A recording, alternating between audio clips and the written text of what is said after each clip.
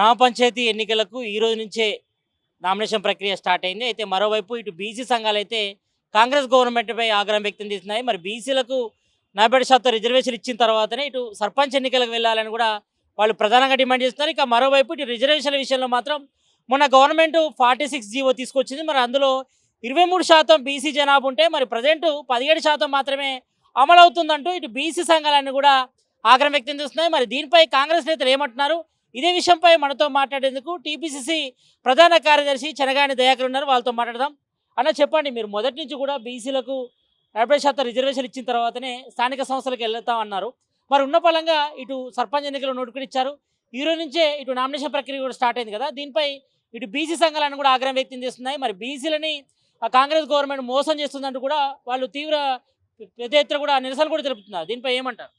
ఇప్పుడు కాంగ్రెస్ పార్టీ 42% బీసీలకు స్థానిక సంస్థల్లో ఇవ్వాలనేది మేము నిర్ణయించుకున్నాం. దాని అమలుకు ప్రక్రియ కూడా ప్రభుత్వం శతవిధాల ప్రయత్నం చేసి మనము ప్రతి రాజ్యాంగంలో ఉన్న ప్రతి అవకాశాన్ని ఉపయోగించుకొని బీసీలకు 42% ఇవ్వాలనుకున్నాం. కానీ దురదృష్టకరం, ఈ దేశంలో బీజేపీ పాలించడం అనేది ఒక బీసీలకు శాపంగా మారింది.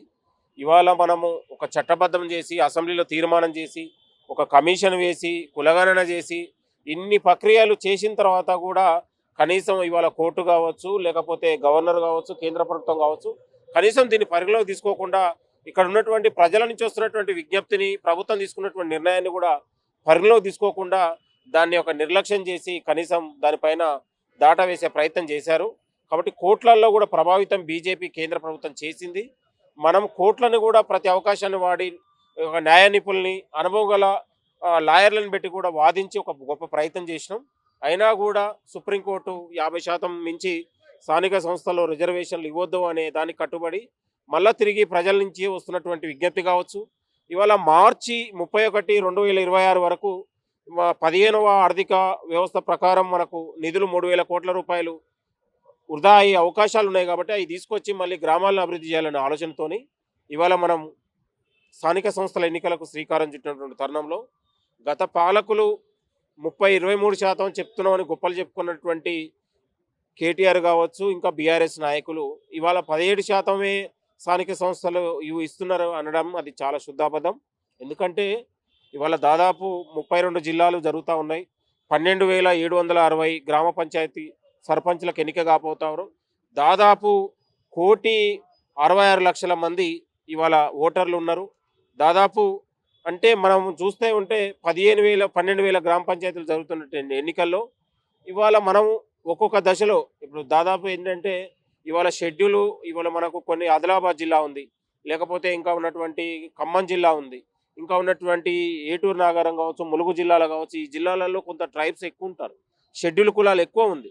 దాని ప్రకారం అక్కడ చూస్తే కొంత బీసీలకు చాలా తక్కువ ఉన్నటువంటి రిజర్వేషన్ శాతం తక్కువ ఉంటుంది. ఇప్పుడు అనేక ఉన్నటువంటి దాదాపు 200 గ్రామ పంచాయతీలు ఇవాళ మున్సిపాలిటీలు విలీనమైనాయి.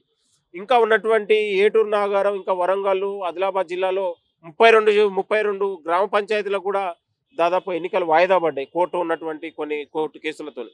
ఇంకా అనేక ఉన్నటువంటి ఇబ్బందులు సమస్యలతోని ఇవాళ కేటీఆర్ చెప్పే లెక్కలు ఏంటంటే ఇవాళ షెడ్యూల్ కులాలలో ఉన్నటువంటి ఏజెన్సీ ఏరియాలలో కూడా లెక్కలు వేసుకొని బీసీలకు 17% ఇచ్చారని మాట్లాడడం శుద్ధాబద్ధం. మనము సాధ్యమైనంత మేరకు గత పాలకులు ఏదైతే 21% వరకే ఇవ్వగలిగారు, దానికి భిన్నంగా కూడా మనం దాదాపు 23% స్థానిక సంస్థల్లో బీసీలకు రిజర్వేషన్ ఇవ్వబోతా ఉన్నాం. అది మనము రాజ్యాంగబద్ధంగా ఇవ్వట్లేము కాబట్టి 42% పార్టీ పరంగా ఇచ్చి న్యాయం చేయాలనేది మేము ఆలోచన చేస్తా ఉన్నాం. ఇవాళ బీసీలు మనము బీసీల కులగణన చేసినాం. ఇవాళ మనము నిన్నగాక మొన్న డీసీసీ అధ్యక్షులు వేస్తే కూడా 14 మందికి బీసీలకు అవకాశం ఇచ్చినాం. ఇవాళ జూబ్లీహిల్స్ అభ్యర్థికి మనం ఒక యాదవ్ బిడ్డకి ఇచ్చినాం. ఇవాళ అనేక ఉన్నటువంటి ఒక ముదిరాజ్ బిడ్డని మంత్రి చేయగలిగినాం. 1 కాదు 2 కాదు, ప్రతి అవకాశం వచ్చినా కూడా బీసీలకు న్యాయం చేయడానికి ఇచ్చినాం. ఇవాళ గాంధీ భవన్ తరహాలో ఇవాళ బీసీ భవన్ లాగా ఇవాళ ప్రజలకు ఆత్మగౌరవం ఇచ్చేలాగా బీసీలకు కూడా ఆత్మగౌరవం ఇచ్చేలాగా కాంగ్రెస్ పార్టీ నిర్ణయం తీసుకుంటా ఉంది. ఇవాళ బీఆర్ఎస్ బీజేపీ నాయకులు ఒళ్ళు దగ్గర పెట్టుకొని మాట్లాడేటప్పుడు బీసీల గురించి అసలైన బీసీలకు ద్రోహులే బీఆర్ఎస్ బీజేపీ నాయకులు అంటా ఉన్నాను. ఇవాళ వాళ్ళు బీసీల గురించి మాట్లాడితే చాలా సిగ్గనిపిస్తూ ఉంది. ఇవాళ రామచంద్రరావు కావచ్చు, ఇవాళ కేటీఆర్ కావచ్చు, 10 ఏళ్ల పాటు బీఆర్ఎస్ పార్టీ ఇలా గాడిద పనులు తోవి ఇవాళ బీసీల గురించి మాట్లాడుతూ ఉంది. ఇవాళ బీసీలకు నువ్వు ఇచ్చినటువంటి శాతం ఎంత, నువ్వు స్థానిక సంస్థల్లో ఇచ్చింది ఎంత, గతంలో ఉన్నటువంటి బీసీలకు ఎంత అభివృద్ధి పనులకు నువ్వు ఏమి ఇచ్చినావు, గతంలో ఉన్నటువంటి బీసీ బడ్జెట్ ఎంత ఇచ్చినావు, ఇవాళ ఎంబీసీలకు ఎంత ఇచ్చినావు, బీసీలకు ఎంత ఇచ్చినావు, లెక్కలు తెలిస్తే ఇవాళ ప్రజలు నిన్ను ఉమ్మేసే పరిస్థితి ఉంటుంది కేటీఆర్ అని కూడా మేము సవాల్ చేస్తా ఉన్నాం. ఇవాళ బీసీలకు ఒక జవాబుదారీగా బీసీలకు మేము ఒక న్యాయం చేయాలని, సామాజిక న్యాయం చేయాలని, ఇవాళ తెలంగాణలో ఇంత పెద్ద అట్టుడికే వాదాన్ని అవకాశం ఎవరిచ్చారండి? ఇవాళ కాంగ్రెస్ పార్టీ ఇచ్చింది. మేము స్థానిక సంస్థలు 42% ఎస్ ఇప్పటికీ బరాబర్ చెప్పగలుగుతున్నాం. రాజ్యాంగబద్ధంగా సాధ్యం కాలేదు కాబట్టి మేము పార్టీ పరంగా 42% నుంచి 60%కి మేము పార్టీ పరంగా ఇవ్వడానికి మేము సిద్ధంగా ఉన్నాం. పార్టీ పరంగా ఎలా ఇస్తారండి? సర్పంచ్ ఎన్నికల్లో పార్టీ గుర్తులు ఏముండే కదా, అన్ని ప్రైవేట్ గుర్తులే ఉంటాయి కదా, మీరు పార్టీ పరంగా ఇస్తామని ఎట్లా చెప్తారు? ఇప్పుడు మేము అవకాశాలు ప్రతి ఉన్న చోట అన్ని మేము వాడుకుంటా ఉన్నాం. పార్టీ పరంగా అవకాశం ఇస్తాం. సర్పంచులు అనేది ఇండిపెండెంట్ గుర్తులు. ఇవాళ మేము సవాల్ ఇస్తా ఉన్నాం. మేము పార్టీ పరంగా ఇవ్వబోతా ఉన్నాం. బీఆర్ఎస్ బీజేపీ నాయకులకు చిత్తశుద్ధి ఉంటే మీరు కూడా బీసీలకు 42% పార్టీ పరంగా ఇవ్వండి. మీరు కూడా ఇవ్వండి. బీసీలు పెట్టే దగ్గర బీసీకి అవకాశం ఇవ్వండి. మళ్ళీ మీరు ఎందుకు మా సవాల్ని స్వీకరించండి తమ్ముంటే కేటీఆర్కి మేము సవాల్ చేస్తాను. బీసీల గురించి మాట్లాడే నైతిక అర్హత కేటీఆర్కు లేదు, బీజేపీకి లేదు. ద్రోహాలు తలపెట్టిందే వాళ్ళు. ఇవాళ కులగణన చేస్తే కనీసం ఇవాళ రాష్ట్రపతిని, కనీసం ప్రధానమంత్రిని కూడా బీజేపీ ఎంపీలు కనీసం కలవలేని పరిస్థితి. కనీసం పక్కన ఉన్నటువంటి 6 నెలల ఈ బిల్లును పంపిస్తే గవర్నర్ కూడా కలిసి దీనిపై చర్చ చేయాలని. ఇవాళ రాష్ట్ర ప్రభుత్వాలు ప్రజల అభిష్టం మేరకు నడుచుకుంటాయండి. ప్రజలు ఉన్నటువంటి స్థానికంగా డిమాండ్ని బట్టి ప్రజలు ఆలోచన చేస్తారు, తీర్మానం చేస్తారు. ఇవాళ ఈడబ్ల్యూసీ రిజర్వేషన్ 2019లో ఏ డెడికేషన్ కమిషన్ ఎన్ని ప్రతిపక్షాలు కూర్చోబెట్టి మాట్లాడినావు? కేంద్రం నీకు అధికారం ఉంది కానీ ఇష్టానుసారంగా చేసి 56 రోజుల్లో ఇంప్లిమెంట్ చేసి చట్టాన్ని తీసుకొచ్చగలిగినావు. ఇవాళ ప్రజల నుంచి ఇక్కడ బీసీలు తెలంగాణలో ఒక సామాజిక సోషల్ జస్టిస్ ఒక ఎజెండా వచ్చింది కాబట్టి ప్రభుత్వం దాన్ని ఒక సవాలుగా తీసుకొని బీసీలకు అవకాశం ఇవ్వాలని నిర్ణయించినప్పుడు దాన్ని ఒక ప్రభుత్వం నిర్ణయించినప్పుడు కోర్టులు కావచ్చు, కేంద్ర ప్రభుత్వం కావచ్చు ఎందుకు గౌరవించదు? ఎందుకు ప్రత్యేక ఆర్డినెన్స్ తీసుకొచ్చి 9th షెడ్యూల్ ఎందుకు చేర్చరు? అది ఒక తప్పు కాదు కదా, అది ఒక పెద్ద నేరం కాదు కదా. కాబట్టి మాట్లాడుకుంటే ఎన్నో అవకాశాలు ఉంటాయండి. ఒక చట్టంలో లేని నిబంధనలు ఎన్నో విధాలుగా తొలగించి ఇవాళ మనం సాధ్యం కాని అనుకున్న తెలంగాణ రాష్ట్రాన్ని ఇవాళ ఆర్టికల్ 3లో పెట్టి మనం ఇంప్లిమెంట్ చేసుకోలేదండి. అనేక మంది ఎదిరించారు, ఇది సాధ్యమయ్యేది కాదు, అయ్యేది కాదు, పోయేది. ఈ దేశంలో పాలకులు అనుకుంటే, ప్రభుత్వాలు అనుకుంటే రాజ్యాంగ సవరణలు ఎన్నో రకాలుగా మనం 200 సార్లు రాజ్యాంగ సవరణలు చేసినాం. దేశం 75 ఏళ్ల నుంచి అనేక సవరణలు చేయబట్టే కదా. ప్రజల అభిష్టం మేరకు ప్రజలు ఎక్కడైతే ఒక డిమాండ్ ఉందో, ఆందోళన ఉందో, ఆవేదన ఉందో దాన్ని పరిగణ తీసుకొని మనం చేయగలుగుతాం. దీన్ని కూడా మనం తప్పుపట్టి రాజ్యాంగాలు కోర్టులని మనం ముడిపెట్టి మనకు గొంతు కోసే ప్రయత్నం చేయడం సరైనది కాదు. కాంగ్రెస్ పార్టీ ఒక అడుగు ముందుకేసింది. తెలంగాణలో ఒక బీసీ వాదాన్ని బలపరిచింది. అంటే బీసీ రిజర్వేషన్ల మీద ఇప్పటికే హైకోర్టు కూడా విచారణ జరుగుతుంది. ఈ టైంలో ఇటు సర్పంచ్ ఎన్నికలకు నోటిఫికేషన్ కానీ నామినేషన్ ప్రక్రియ కానీ ఎంతవరకు కరెక్ట్ అండి? ఎందుకంటే గతంలో కూడా హైకోర్టు కూడా కొట్టేసి పాత రిజర్వేషన్ వరకు పోవాలని కూడా చెప్పింది కదా. ఇప్పుడు ఉన్న పరంగా సర్పంచ్ ఎన్నికల వల్ల ఇబ్బంది తలెత్తే అవకాశం ఉంటుంది కదా మీ కాంగ్రెస్ పార్టీకి. ఇప్పుడు ఆల్రెడీ కోర్టు చెప్పింది, కోర్టు కూడా డెడ్ లైన్ విధించింది మనకు. దీంతో పాటు ఇవాళ రానున్న రోజులలో కూడా 10th ఇంటర్మీడియట్ పరీక్షలు విద్యార్థులు కూడా పునఃప్రారంభమయ్యే అవకాశాలు ఉన్నాయి. మనకు ఇప్పుడు ఒక డిసెంబరు తప్ప మిగతా రోజులలో కూడా హాలిడేస్ వ్యవస్థ ఉంది. కాబట్టి మనకు మార్చి 31 లోపు 3000 కోట్లు ఉన్నటువంటి బడ్జెట్ని తీసుకురావాలనే ఆలోచన ఒకటి చేస్తూ ఉన్నాం. కాబట్టి సుప్రీంకోర్టు ఆదేశాల మేరకు ఇవాళ స్థానిక సంస్థల రిజర్వేషన్లతో పాటు ఎన్నికలు జరుగుతూ ఉన్నాయి. దీన్ని ఎన్నికల కమిషన్ కూడా మనకు ఒక డెడ్ లైన్ విధించినటువంటి తరుణంలో కాబట్టి దీన్ని మనం గౌరవించుకోవాలి. దీనికి బీఆర్ఎస్ బీజేపీ నాయకులే ఇవాళ స్థానిక సంస్థల్లో రిజర్వేషన్లు కల్పించలేకపోయినందుకు వాళ్ళకి అడ్డుకట్ట వేశారు. ఇవాళ ప్రజలు వాళ్ళని నిలదీయాలని కోరుతా ఉన్నాం. గ్రామాలలో వచ్చే బీఆర్ఎస్ బీజేపీ నాయకులకు ఇవాళ చెప్పులతో కాదు చీపులతో కూడా వాళ్ళకి నిరసన తెలియాలి. ఇవాళ కని వినేరుగని రీతిలో దాదాపు 1,00,000 కోట్లను మనం ఏర్పాటు చేసి దాదాపు 1,20,000 కోట్ల రూపాయల బడ్జెట్ను పెట్టి ఇవాళ తెలంగాణలో 6 గ్యారంటీల పథకాలను పెట్టి ఇవాళ సన్నబియ్యం కావచ్చు, ఇందిరమ్మ ఇల్లు కావచ్చు, ఇవాళ రైతు భరోసా కావచ్చు, రైతు బోనస్ కావచ్చు, రుణమాఫీ కావచ్చు, ఇవాళ ఉన్నటువంటి అనేక ఉన్నటువంటి మహిళలకు కావచ్చు, ఇంకా 1, 2 కాదు ఉచిత కరెంటు కావచ్చు, ఇవాళ ఇట్లా పథకాలను తీసుకొచ్చి ఇవాళ సన్నబియ్యం లాంటి పథకాలు దేశంలో ఏ రాష్ట్రంలో చేయని అద్భుతమైన పథకాలను తెలంగాణలో ఇచ్చినాం. కాబట్టి ఈ పథకాలకు గౌరవ ముఖ్యమంత్రి రేవంత్ రెడ్డి గారి పాలనకు ప్రజలు పట్టం కడతారు, కాంగ్రెస్ పార్టీ అభ్యర్థులకు పట్టం కడతారని మేము భావిస్తాం. మీరేమో 3,000 కోట్లు అంటున్నారు, మాకు 3,000 కోట్లు కాదు, బీసీలకు ఆత్మగౌరవం ముఖ్యం.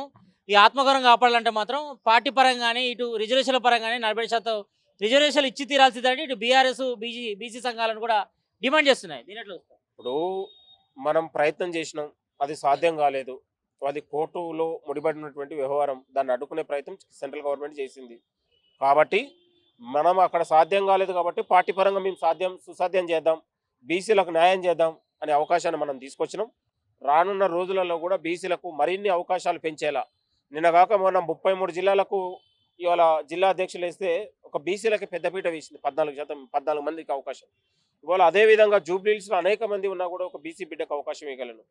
ఇట్లా రానున్న రోజులలో కూడా పార్టీ పరంగా ప్రభుత్వ పరంగా బీసీలకు అవకాశాలు పెంచే విధంగా ఈ ప్రభుత్వం కానీ పార్టీ పరంగా కానీ కృషి చేస్తూ ఉంది. ఇది ఒక రాజ్యాంగ చిక్కులతో వచ్చి బీసీల గొంతు కోసింది బీజేపీ సెంట్రల్ గవర్నమెంట్, దానికి అంటగాగినటువంటి బీఆర్ఎస్ పార్టీ.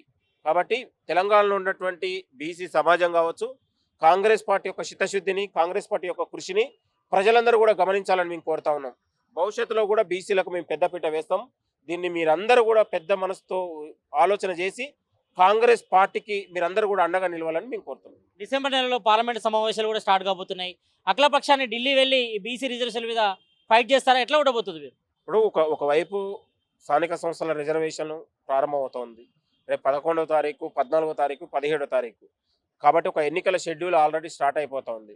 ఎన్నికల షెడ్యూల్ తర్వాత కూడా మా యొక్క వాదం ఆగదు, మా ఆలోచన ఆగదు. బీసీలకు న్యాయం జరిగేంత వరకు కూడా కాంగ్రెస్ పార్టీ కొట్లాడుతుంది. భవిష్యత్తులో కూడా బీసీలకు పెద్దపీట వేసింది. దాంట్లో ఎలాంటి శంకించాల్సిన అవసరం లేదు. కాబట్టి దీన్ని మీరు కేటీఆర్ కావచ్చు, ఇంకా బీజేపీ నాయకులు కావచ్చు, మీరు మీ పార్టీలలో బీసీలకు ఎంత పెద్దపీట వేస్తారో, ఏ అవకాశాలు ఇస్తారో మీరు తెలుసుకోండి. మేము పార్టీ పరంగా ప్రభుత్వ పరంగా మరిన్ని అవకాశాలు ఇచ్చే విధంగా, ప్రజల విశ్వాసాన్ని పెంచే విధంగా, బీసీల విశ్వాసాన్ని పెంచే విధంగా మా ప్రభుత్వ తీరు కావచ్చు, మా పార్టీ తీరు కావచ్చు గొప్పగా ఉంటుందని మేము కోరుతున్నాం.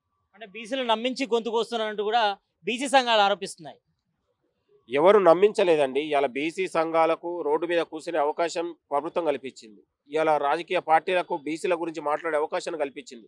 10 ఏళ్లలో ఇవాళ ఒక ధర్నా చేసి, ఇవాళ గాంధీ భవన్ ముందు బీసీలు వచ్చి ధర్నా చేసినా కూడా మనం స్వాగతించినాం దాన్ని. వాళ్ళకు ఒక ఆవేదన ఉంది, రాజ్యాంగబద్ధంగా సాధ్యం కాలేదు.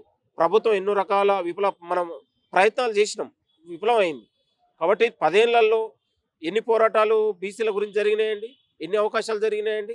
తెలంగాణలో బీసీలు అందరూ కూడా ఒక బంద్ జరిగితే ఒక అధికార పార్టీ ఉండి ఒక పీసీసీ అధ్యక్షుడు హోదాలో ఒక పీసీసీ అధ్యక్షుడు పోయి రోడ్డు మీద కూర్చుండండి నిరసన. దేశంలో ఎక్కడన్నా ఉంటుందండి? ఒక డెమోక్రటిక్ పార్టీ అండి, ప్రజల హక్కుల్ని గౌరవిస్తుంది. ఇవాళ బడుగు బలైన వర్గాల హక్కుల్ని, ఆకాంక్షలు గౌరవించే పార్టీ కాంగ్రెస్ పార్టీ. కాబట్టి మా చిత్తశుద్ధిని శంకించుకోవాల్సిన అవసరం లేదు. మా విధానం బడుగు బలైన వర్గాల ఎజెండా, మా విధానం సామాజిక ఎజెండా. భవిష్యత్తులో కూడా తెలంగాణలో సామాజిక న్యాయానికి, బడుగు బలైన వర్గాలకు పెద్దపీట వేసి ప్రజలందరూ కూడా కాంగ్రెస్ వైపు చూసేలా మా విధానం ఉంటుంది.